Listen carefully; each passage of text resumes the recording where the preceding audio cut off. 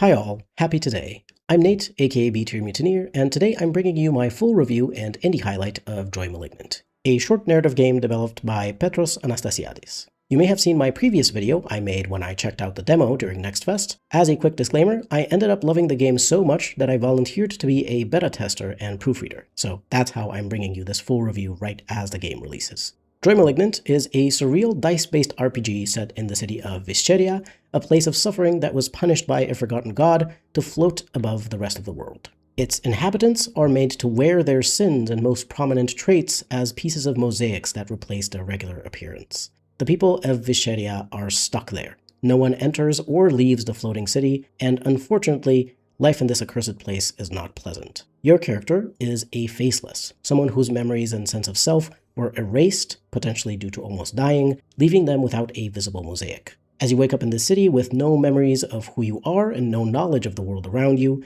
you must navigate this strange place and decide who you want to be, as your choices will determine your character's mosaic. There are landmarks to explore, characters to meet and interact with, and the mystery behind the faceless to uncover. The way you interact with the world is either through choices in narration and dialogue, or skill checks that you perform with masks. Masks are a limited resource that determines the chances of success and failure, similar to the dice system from Citizen Sleeper and other games inspired by it. As I mentioned previously, this is a short game, so your first playthrough will likely take about 2 to 3 hours, depending on how fast you read and how many of the quests and other interactions you complete. There are multiple endings, both in terms of the story as well as the mosaic of your character, which changes based on the choices you make in various quests. So there is replayability here to try out different choices in quests and treat characters differently to see how your actions shape your character, how they see themselves, and how they are seen by others. It's quite a philosophical game, so if you enjoy that aspect of pondering identity, place, society, and so on in Disco Elysium or other narrative games, there's quite a lot to think about as you discover the truth about the city of Visceria. In terms of story and writing, since it's a short game, I don't want to spoil anything. The story is best experienced directly. But for one, the world building is very interesting. Just the very idea of a city being separated from the rest of the world as a punishment for forgetting a god is already very cool, but then there's the addition of the mosaics and how the church is dealing with everything too. All of the characters you meet are very memorable. Obviously, part of this is due to their mosaic, which is their unique combination of traits. They all have their own little story, their own struggles in this strange world, and because they're so different from each other, it's very likely you will find someone whose struggles you relate to. For example, for me, that character is Artemis because her character explores the theme of disability. You get to meet her a little later in the story as you explore a different part of the city, and by far I found both the way you meet her and how you get to interact with her in the quests to be the most memorable and emotionally impactful out of all of the characters. She's definitely my favorite. As I said, the world building is very compelling, and I'd actually love to see a longer and more complex story set in this world, perhaps expanding on what you find out about the city and the faceless in Joy Malignant. There's a lot of possibilities in this setting, so I hope the game will be successful enough for Petros to consider making a bigger RPG set in Visceria. In any case, the writing style is engaging but succinct, which I very much appreciate in a text-based RPG. Let's be real, no one likes reading huge walls of text that are just description, or if you do, sorry, but you're in the minority. So I'm very happy that all the descriptions in Joy Malignant are just long enough to paint a compelling picture in your head, but not any longer as to become boring or tiring to read. While Petros' first language isn't English, honestly you can't tell, because the game is really well written. Frankly, I think a lot of games that are written by non-native English speakers end up better than those written by native speakers. Maybe I'm biased, since English is also technically my second language, but come on. Disco Elysium, Esoteric Ebb, older adventure games like Siberia, all made by non-English Europeans. I rest my case. In terms of gameplay, while this is mostly a text-based RPG, you also have the dice-based, or more accurately, mask-based system. Your character has a number of masks available each day.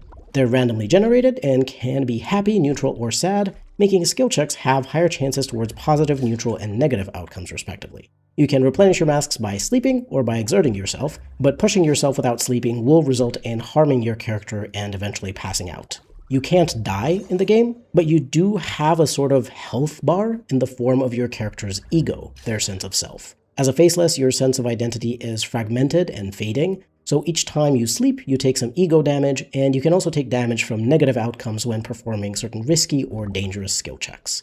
Your ego can be replenished by assembling 3 mirror pieces in a bedroom and using them to get a better look at yourself, reasserting your sense of identity. You'll get some mirror pieces as quest rewards, and others can be bought from shops around the city. There's also a second resource, the yellow bar, called Luster. This represents your character's energy to live, and it's used up when sleeping to protect you from taking more damage to your ego. You will also lose Luster when you have a negative outcome for certain skill checks. Luster can be replenished by eating or drinking or doing enjoyable or fulfilling activities. You can buy drinks and meals in various places around the city, and to do so, you'll need shrieks, the currency the church has created to be used in Visceria. You obtain shrieks by doing tasks for people or jobs, though you can also sometimes steal items and sell them somewhere else to make a profit.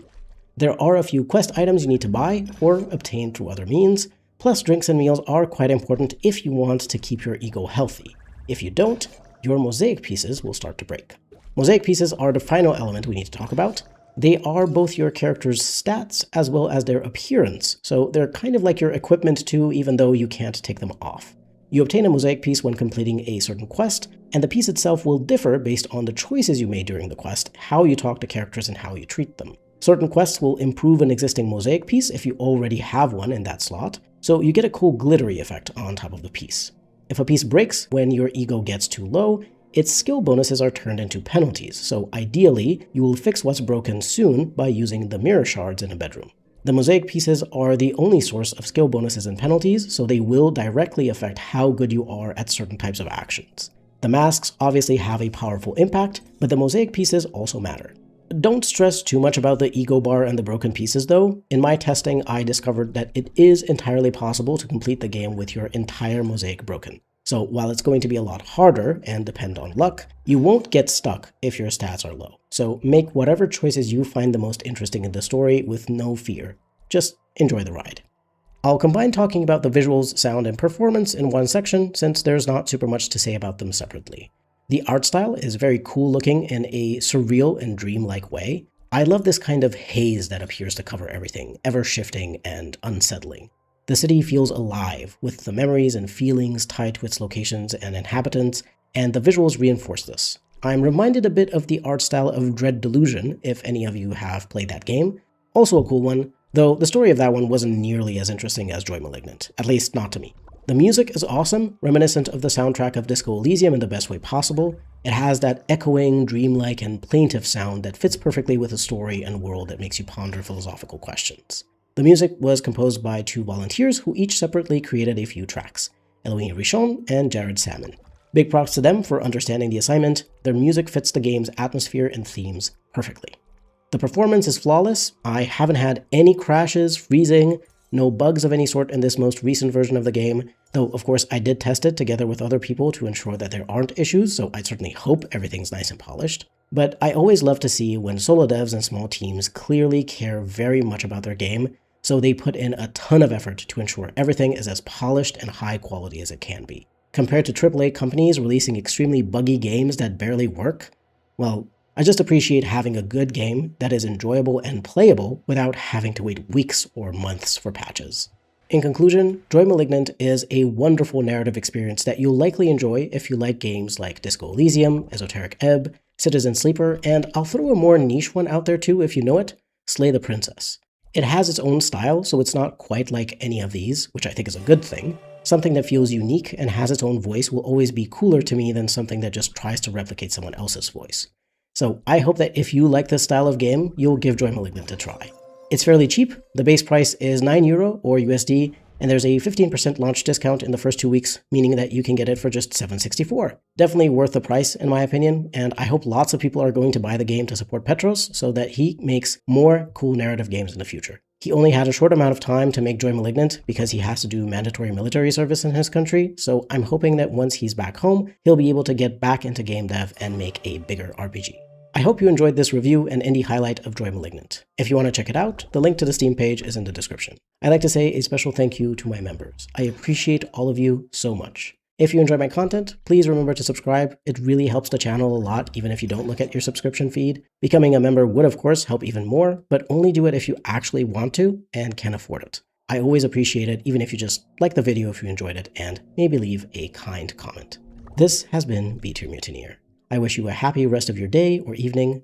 Thank you very much for watching, and I'll see you next time.